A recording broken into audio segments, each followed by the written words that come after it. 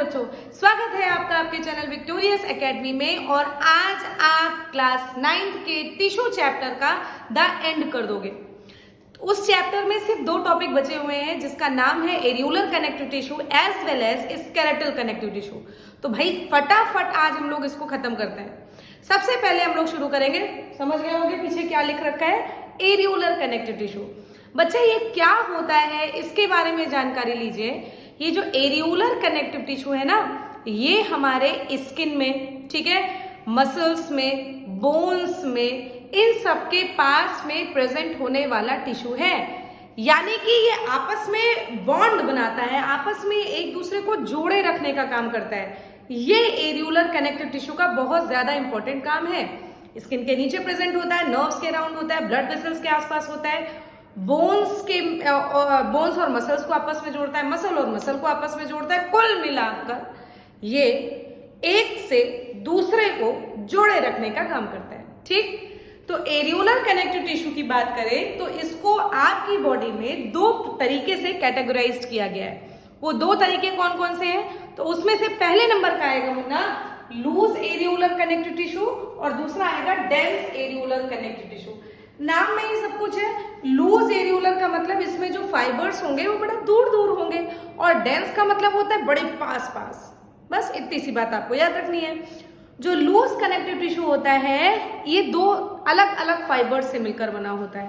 पहला फाइबर होता है येलो इलास्टिन फाइबर और दूसरा फाइबर होता है व्हाइट कोलेजन फाइबर। क्लियर? तो लूज एरियुलर कनेक्टिव टिश्यू में 2 प्रकार के फाइबर्स होंगे, अलग अलग जगह पर अलग अलग प्रकार के फाइबर्स होंगे। Number 1 is called as yellow elastin fiber. Number 2 is called as white collagen fiber. Clear? Dense areolar connective tissue की बात करें मुन्ना तो ये भी 2 तरीके का होता है जिसको हम लोग कहते हैं tendon and ligament. They are also the type of fibers. ठीक है, तो इस तरीके से आप लोगों ने एरियुलर कनेक्टिव टिश्यू के क्लासिफिकेशन को समझा कि areolar connective tissue is categorised in 2 parts. First one is known as loose areolar connective tissue and second one is called as dense areolar connective tissue. Because they are made up of only fibers, that's why loose areolar connective tissue is categorized in 2 parts which is known as yellow elastin fiber and white collagen fiber.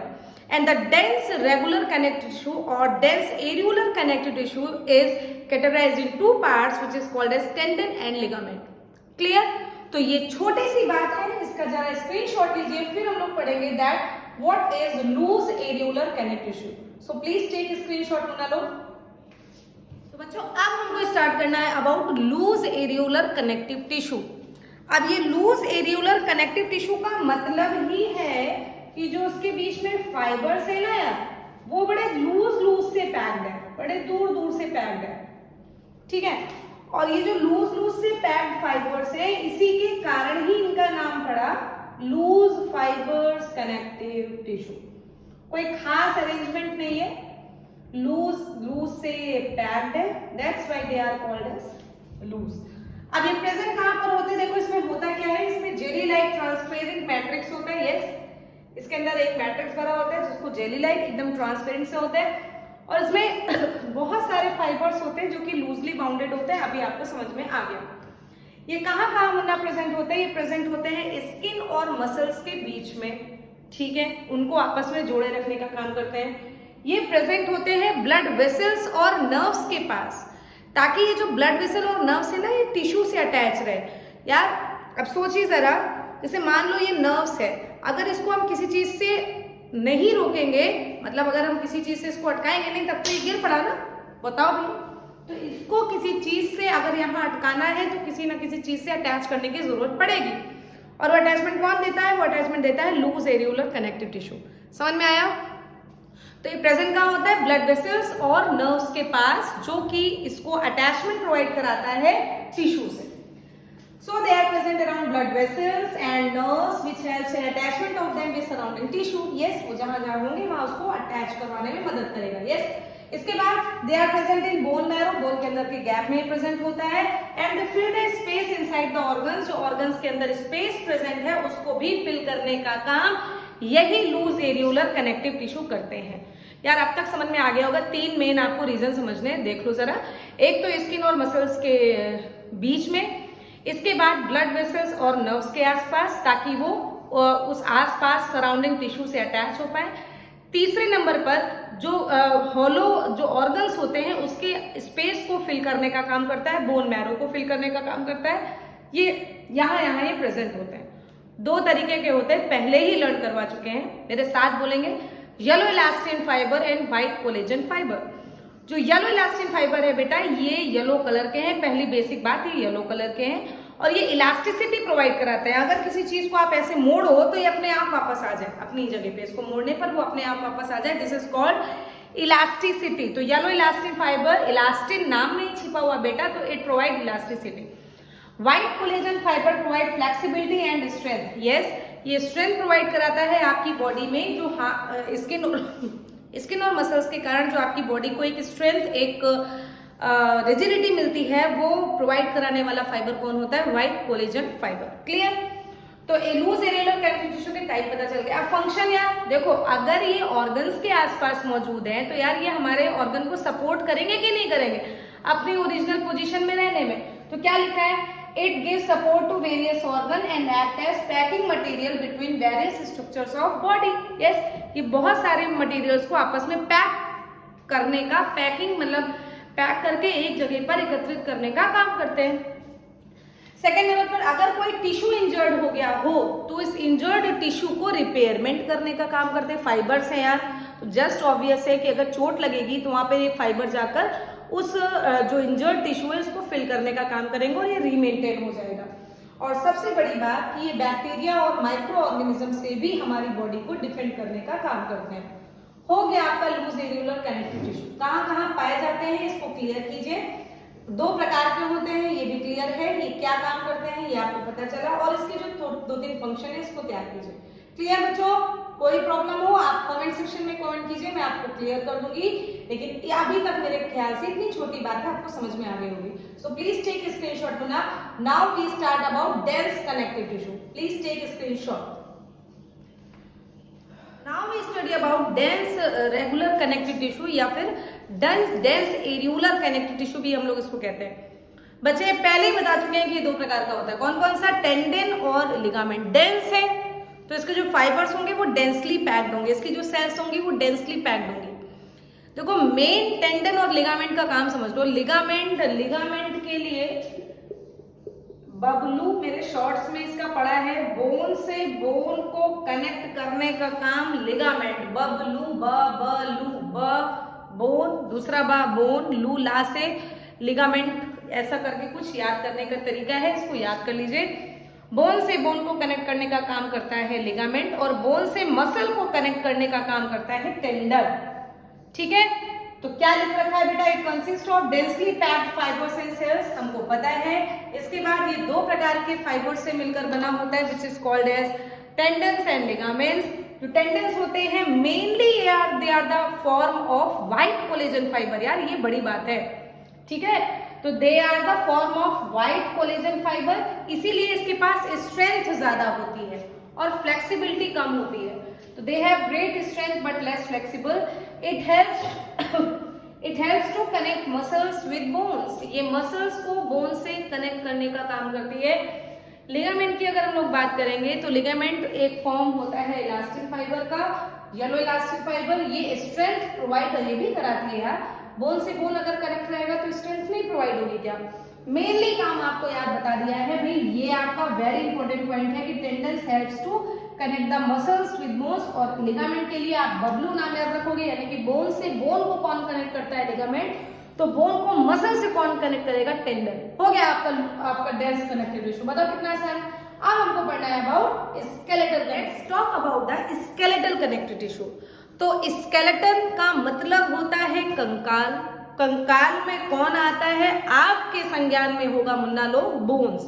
लेकिन आप जान लो कि bone के साथ साथ एक और structure होता है जिसको हम लोग कहते हैं कार्टिलेज।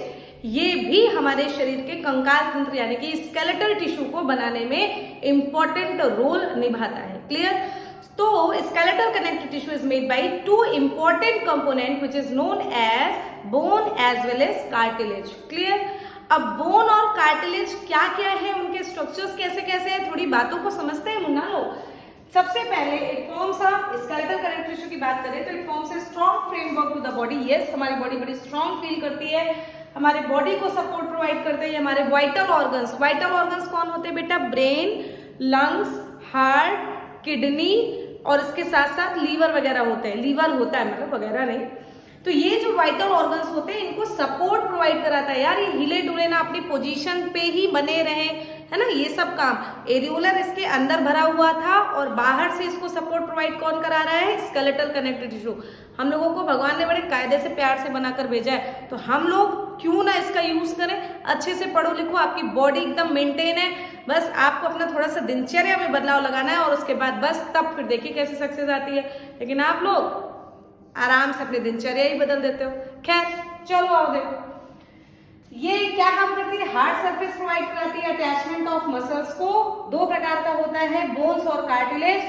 चलिए इसके बारे में पढ़ते बेटा। बोन कैसे होते हैं? सॉलिड होते हैं, स्ट्रॉन्ग होते हैं, रिजिड होते हैं। ये सॉलिड होते हैं, सेमी रिजिड होते हैं और फ्लेक्सिबल होते हैं। सबसे बड़ी बात ये मेन डिफरेंस है। क्लियर? इसके बाद जो इसका मैट्रिक्स होता है, यानी कि बोन के अंदर का जो मैट्रिक्स होता है, ये बेटा बना होता है ऑसिन प्रोटीन का। देखो जो बोन से रिलेटेड चीजें होंगी ना, उसके नाम में ऑसिन, ऑस्टियोसाइट, ऑस्टियोलॉजी, बोन की स्टडी को ऑस्टियोलॉजी कहते हैं। यार ये सब चीजें देख लो भाई, ये सब पता होना चाहिए। बोन की स्टडी को ऑस्टियोलॉजी कहते हैं, कार्टिलेज की स्टडी को कॉन्ड्रोलॉजी कहते हैं। तो अगर ये सब वर्ड्स आ जाए ना तो समझ लो कि ये कार्टिलेज के लिए और ऑस्टियो टर्म से रिलेटेड कोई बात आ जाए तो समझ लेना ये बोन से रिलेटेड है। ठीक, तो जो बोन्स का मैट्रिक्स होता है बेटा, ये ऑक्सिन प्रोटीन का होता है और उसके साथ साथ इस मैट्रिक्स में और क्या क्या होता है? देखो फॉस्फेट होता है, सल्फेट होता है, कार्बोनेट होता है और फ्लोराइड सॉल्ट ऑफ कैल्शियम और मैग्नीशियम होता है। और क्या हमारी हड्डियों में ये सब नहीं होता है क्या? Calcium fluoride, magnesium fluoride, sulphate, calcium carbonate, या बहुत कुछ होता है। ये सब देख लीजिए, आपके सामने लिखा हुआ है, आप समझ लो। Phosphate, sulphate, carbonate, fluoride, calcium fluoride, calcium sulphate, calcium phosphate, calcium carbonate और magnesium phosphate, magnesium sulphate, magnesium carbonate और मैग्नीशियम फ्लोराइड, ये सब हमारी बोन्स में पाए जाते हैं। कार्टिलेज की तरफ की बात करें तो मैंने बोला अभी कॉन्ड्रो टर्म्स यूज करेंगे। So the matrix is made by chondril protein. हो गया, पॉइंट खत्म। फिर क्या लिखा है कि इसके अंदर छोटी छोटी सी सेल्स होती हैं जिसको ऑस्टियोसाइट सेल कहते हैं। इधर की बात करेंगे तो इसके अंदर भी सेल्स होती है जिसको कॉन्ड्रोसाइट सेल कहते हैं। यार कितने इजी से एक पॉइंट है, इनको याद करो। ये किससे बना होता है? ऑस्टियोसाइट सेल से। ये किससे बना होता है? कॉन्ड्रोसाइट सेल से। ठीक, अब ये जो इसके अंदर ये जो फ्लूइड भरी ये जो कैविटी बन गई ना, इस पूरी कैविटी को लैकुना कहते हैं। जो पूरी कैविटी आपकी बनकर तैयार हो गई है, इस पूरी कैविटी को लैकुना कहते हैं। ठीक, फिर से देख लो कि ये ऑस्टियोसाइट सेल है, इसके अंदर मैट्रिक्स भरा है, ऑसिन प्रोटीन का है। ये सेल्स भरी है, कॉन्ड्रोसाइट सेल है, मैट्रिक्स भरा है, कॉन्ड्रिल प्रोटीन का है। और जो पूरा स्ट्रक्चर बन गया, ये फ्लूइड फिल्ड जो कैविटी बन गई, इसको लैकुना नाम दे दिया गया। क्या टफ है भाई? ये जो कार्टिलेज है ये एक मेम्ब्रेन से घिरा होता है। इस मेम्ब्रेन को कहते हैं, देखो लिखा है पेरिओस्टियम। बोन में ऑस्टियम, पेरी का मतलब चारों तरफ से घेरने वाला, ऑस्टियम हड्डी से रिलेटेड। इधर देखो पेरिकॉन्ड्रियम, पेरी का मतलब चारों तरफ, कार्टिलेज के चारों तरफ पेरिकॉन्ड्रियम। यार इन सब पॉइंट्स में मुझे नहीं लगता कि आप लोगों को बहुत ज्यादा दम लगाने की जरूरत है याद करने की। ठीक है, मेरे साथ एक बार और रिवाइज करो। इसके मैट्रिक्स में ऑसिन प्रोटीन, वहां पे कॉन्ड्रिल प्रोटीन, लेकिन बोन के मैट्रिक्स में ऑसिन प्रोटीन के अलावा फॉस्फेट, सल्फेट, कार्बोनेट और फ्लोराइड सॉल्ट ऑफ कैल्शियम और मैग्नीशियम होता है। वहां सिर्फ कॉन्ड्रिल प्रोटीन आपको याद करना है। फिर इसकी जो सेल्स होती है ऑस्टियोसाइट सेल, उसकी सेल को कॉन्ड्रोसाइट सेल कहते हैं। ये फ्लूइड फिल्ड स्पेस लैकुना, उधर क्या बोला? फ्लूइड फिल्ड स्पेस लैकुना, समझ में आ गया। इसकी मेम्ब्रेन को पेरिओस्टियम, उसकी मेम्ब्रेन को पेरिकॉन्ड्रियम। हो गया पॉइंट। फिर जो बेटो लॉन्ग बोन्स होती हैं, हमारे शरीर की जो लॉन्ग बोन्स होती है ना, जैसे यहाँ की हड्डी हो गई, रीढ़ की हड्डी हो गई, ये जो हड्डियां होगी, इसके अंदर कैविटी होती है। उस कैविटी के अंदर फैटी टिश्यू भरा होता है। उस कैविटी को बोन मैरो कहते हैं। याद कर लो, उस कैविटी को ही बोन मैरो कहते हैं। उसके अंदर फैटी टिश्यू होता है। और जो ये डॉग्स लोग ना हड्डी के लिए दौड़ते हैं, वो हमारी हड्डी को चबाने के लिए नहीं दौड़ते, उनको वही फैटी टिश्यू महक रहा होता है। समझ में आया? और हमारे इसी बोन मैरो के अंदर, याद करो फ्लूइड कनेक्टिव टिश्यू आपको पढ़ाया है, उसके अंदर सारी ब्लड सेल्स बनती हैं। अरे यार रिकनेक्ट करके याद करो, वेरी गुड। तो long bones have cavity, marrow cavity कहते हैं इसको, जिसके अंदर फैटी टिश्यू भरा होता है, उस कैविटी का नाम बोन मैरो। क्लियर? ये प्रोवाइड कराता है शेप, प्रोवाइड कराता है स्ट्रेंथ, ये हमारे मसल्स को एंकर यानी कि अटैच करने में मदद करता है। ये भी लिखा है देखो, provide hard surface for the attachment of muscles. तो ये बोन्स अगर ना होती तो हमारी मसल्स किसके ऊपर अटैच होती, हमारे ये जो शेप बना है बॉडी का, ये सब शेप कैसे बनता। क्लियर? इसके बाद ये हमारे शरीर के वाइटल ऑर्गन्स को सपोर्ट देता है, जैसे कि ब्रेन हो गया, लीवर हो गया, किडनी हो गया, हार्ट हो गया। या देखो ये सब आपके जो यहाँ पे रिब्स वगैरह बनी हुई है, उसी के अंदर हमारे लंग्स और हार्ट सुरक्षित है कि नहीं है। तो ये सारी की सारी चीजें सपोर्ट प्रोवाइड करा रहा है कौन, बोन्स। क्लियर? आते हैं कार्टिलेज पे। बेटा ये कहाँ कहाँ होता है इसकी बात करो, कहते मैं पूरी बॉडी में तो हड्डियां दिखती, ये समझ में नहीं आ रहा। देखो ये थोड़ा सॉफ्ट होता है, ये आपके नोज टिप पे, ये आपका ईयर पिन्ना हो गया। बॉडी के अंदर जब आप 10th में आओगे तो आप पढ़ोगे यहाँ ट्रैकिया है, ठीक है। ट्रैकिया विंड पाइप को कहते हैं। इसमें एक ऐसी सी शेप्ड का इस तरीके से कार्टिलेज का बना हुआ रिंग पाया जाता है, पढ़ोगे तो समझ में आएगा। लॉन्ग बोन्स के एंड पर ही पाया जाता है, तो काफी कुछ जगह पर है, देख लो। ईयर पिन्ना इसको कहते हैं, नोज टिप सभी ने पढ़ लिया, ट्रैकिया विंड पाइप को कहते हैं, लैरिंग्स यस साउंड बॉक्स को कहते हैं, जो हमारा ये भी कार्टिलेज का बना है। इसके अलावा एंड ऑफ लॉन्ग बोन्स पे कार्टिलेज प्रेजेंट होता है।